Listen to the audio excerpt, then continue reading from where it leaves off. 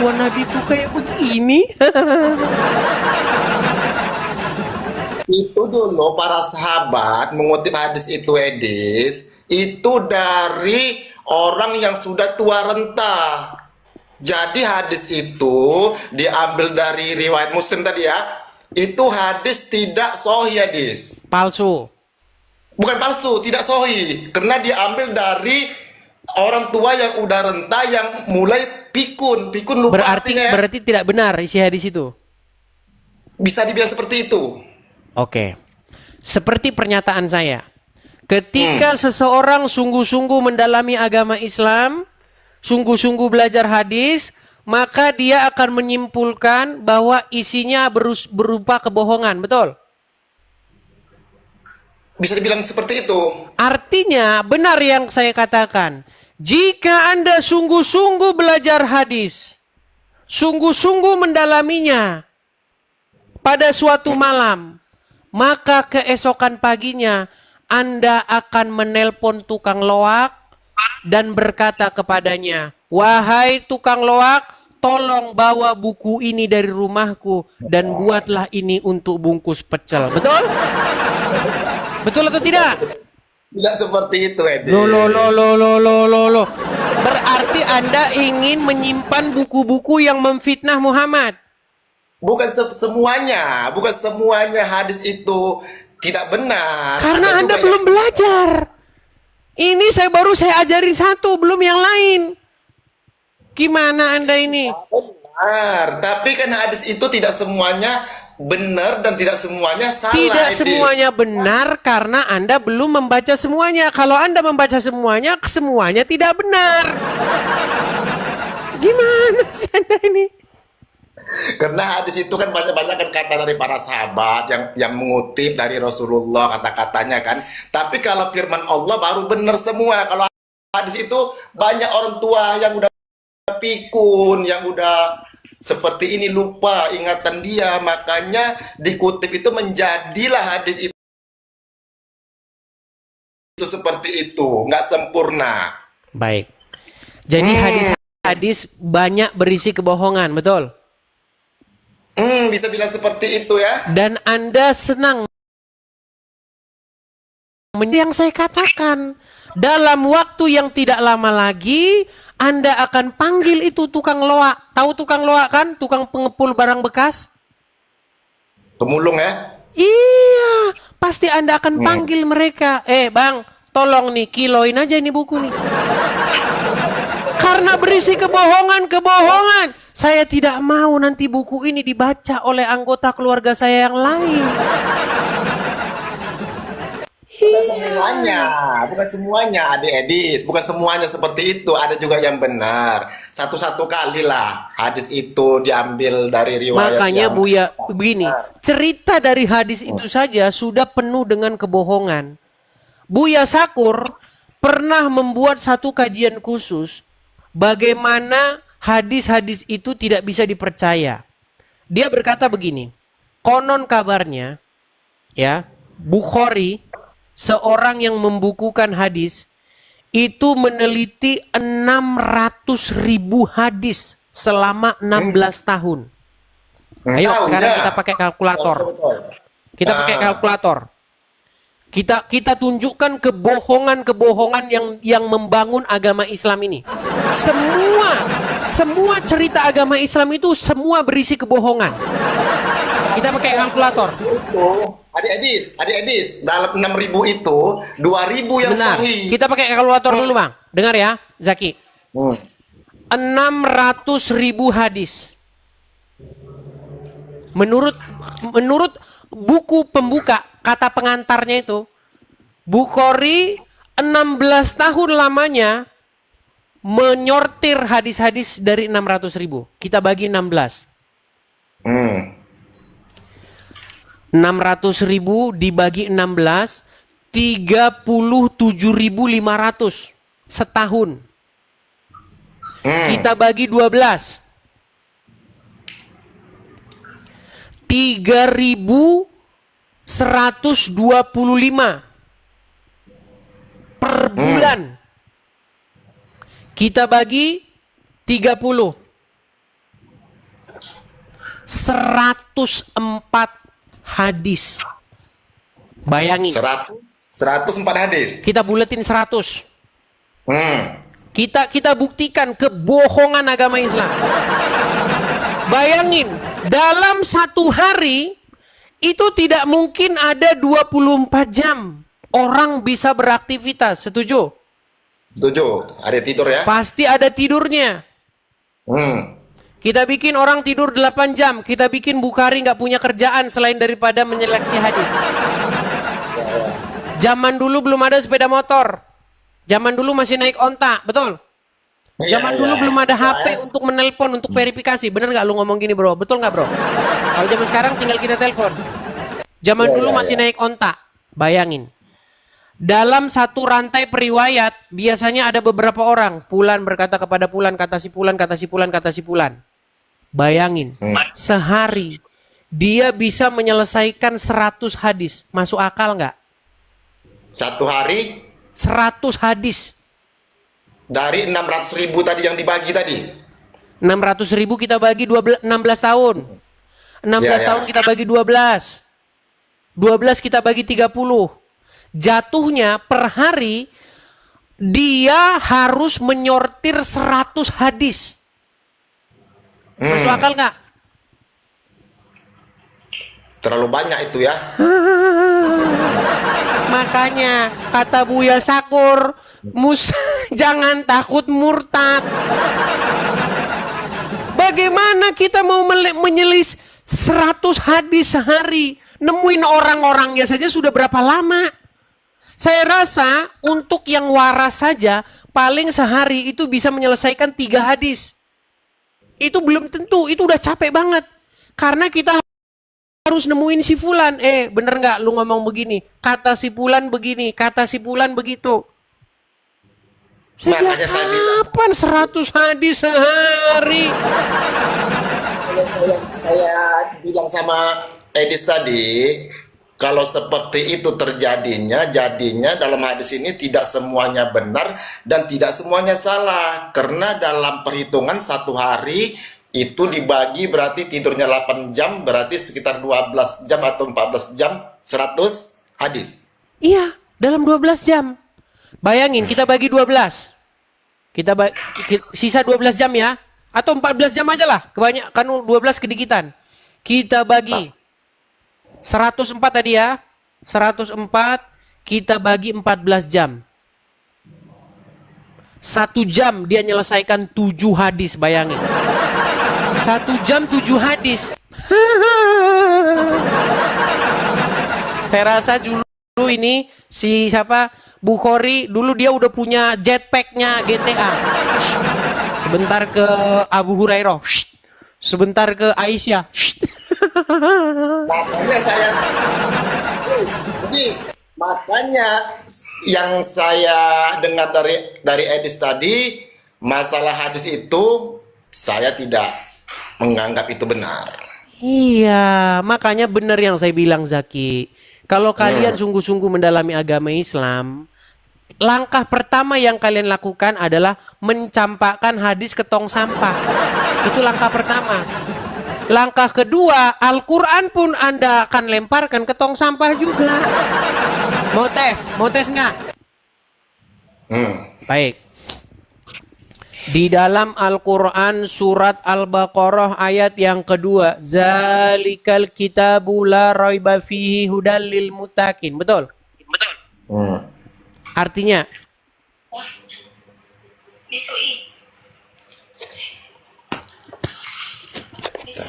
lihat Google dulu. Sudah saya bilang, orang Islam walaupun baca Arabnya setengah mati, walaupun mereka sampai nangis-nangis, mereka nggak tahu apa yang dibaca. Baik, saya bantu mengartikan.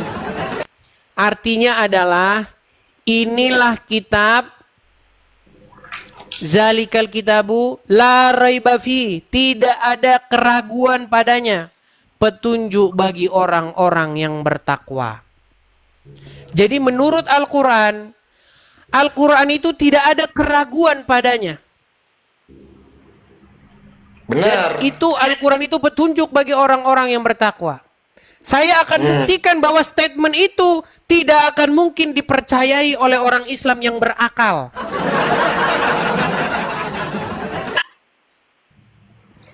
Baik, kita bicara dulu definisi biar kita nggak debat kusir. Apa pengertian tidak ragu-ragu?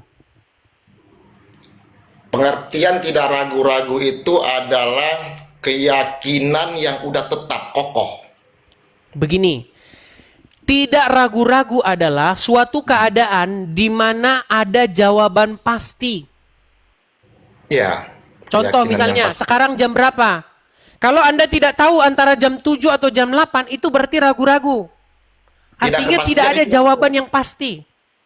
Ya. Contoh, si Udin udah makan atau belum? Nggak tahu udah makan atau belum.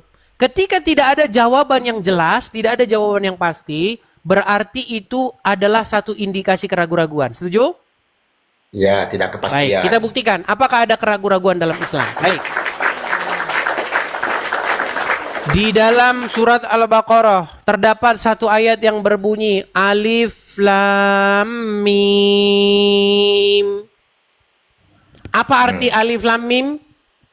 Hanya Allah yang tahu itu, Edis. Berarti Anda tahu atau tidak? Anda punya jawaban nggak? Enggak, saya nggak tahu. Berarti Anda punya keraguan tidak? Enggak. Karena itu cuma Allah yang Alif Lam Mim itu cuma Allah yang tahu. Kita tidak ada pengetahuan dan ilmunya di situ, Adik Edis. Bukankah di dalam Al-Quran dikatakan tidak ada keraguan padanya? Benar. 100%. Kalau begitu apa arti Alif Lam Mim? Hanya Allah yang tahu. Lalu menurut surat Yusuf ayat yang kedua, Quran diturunkan dalam bahasa Arab supaya kamu memahaminya, betul? Betul. Oke, apakah Anda memahami Alif Lam Mim? Tidak, hanya Allah yang tahu. Berarti pernyataan Quran diturunkan dalam bahasa Arab supaya kamu memahaminya, berarti statement itu salah, betul? Nyatanya Anda tidak paham. Iya, benar. Iya, makanya sebentar lagi pun Anda akan mencampakkan Al-Quran juga. Dalam hal itu cuma yang itu aja, bukan banyak, semua. banyak. Salah satu surat di dalam Al-Quran menyatakan bahwa Quran itu berisi hal-hal yang tidak jelas. Quran ngomentarin Quran sendiri. Bayangin. Al-Quran mengomentari dirinya sendiri bahwa di dalam Al-Quran ada ayat-ayat yang tidak jelas. Saya tunjukkan ayatnya. Ya. Sungguh Anda nekat yang nyata ini teman-teman ya. Adik Edis, yang jelas ngomongnya ya. Baik, saya tunjukkan kepada Anda bahwa ayat-ayat Al-Quran, kata Al-Quran sendiri, ada ayat-ayat yang tidak jelas. Perhatikan. Ini surat Ali Imran, ayat yang ke-7, betul? Apa dikatakan di sini? Dialah yang menurunkan Al-Quran, Alkitab kepada kamu. Di antara isinya ada ayat-ayat yang muhkamat. Itulah pokok-pokok isi Al-Quran. Dan yang lain ayat-ayat mutasyabihat. Tahu nggak arti mutasyabihat? Mutasyabihat. Nggak tahu lagi, pantes masih Islam. Tahu mutasyabihat apa? Terus baca semuanya. Adapun orang-orang yang condong hatinya kepada kesesatan,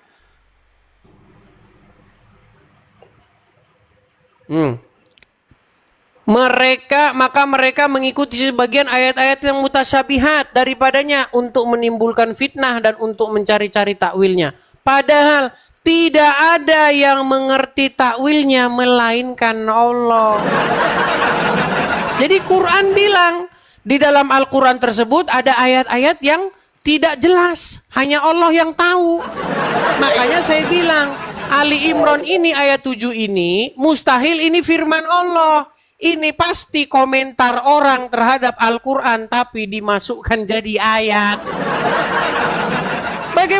mungkin Allah komentarin di dalam isi Al-Quran, tidak ada yang mengerti kecuali Allah. Ini Allah yang mana lagi?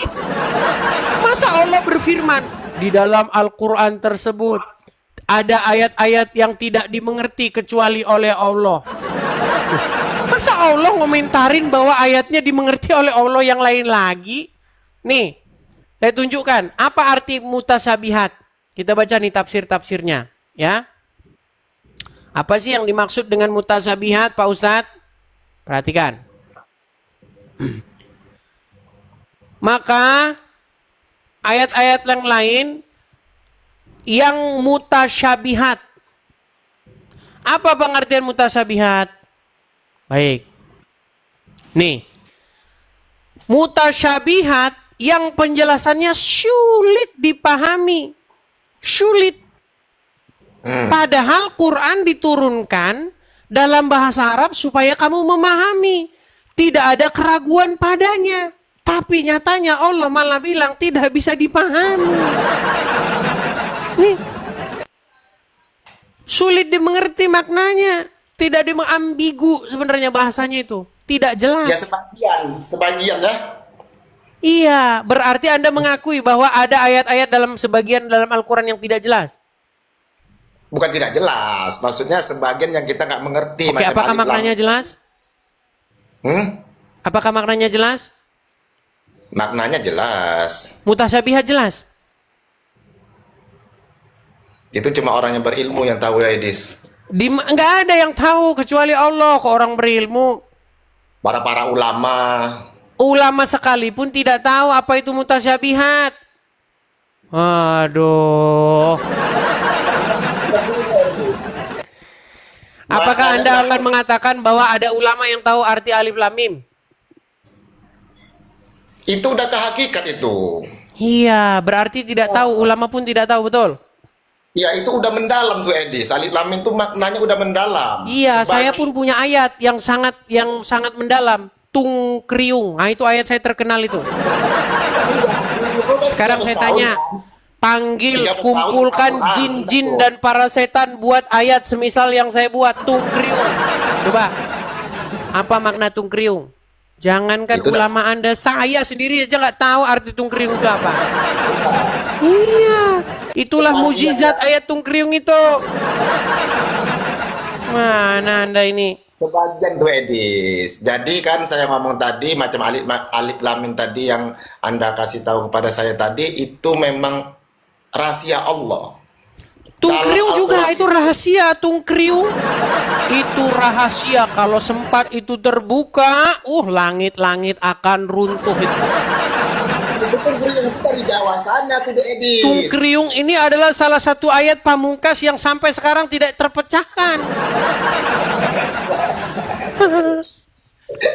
Oke lah Zaki, ya Anda.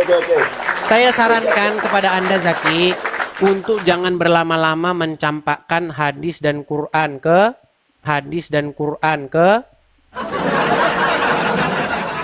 kepada tukang owa. Masuk di sini, Edis, biar kepala saya sedikit biar membuat tenang gitu ya. Iya. Masuk saya ke sini. Anda harus cepat-cepat mengambil kesimpulan sebelum terlambat nanti ya. Datanglah kepada Tuhan Yesus, jalan kebenaran dan hidup. Jangan Anda malah datang kepada orang meninggal di Arab sana. Oke, begitu ya. Zaki. Bentar loh. Saya kalau itu nggak setuju. Karena bentar dulu ya, saya bicara dulu ya. Silakan. Karena logika saya bermain, masalah Yesus itu di umat Kristen itu adalah Tuhan, saya nggak masuk logika. Karena seperti apa?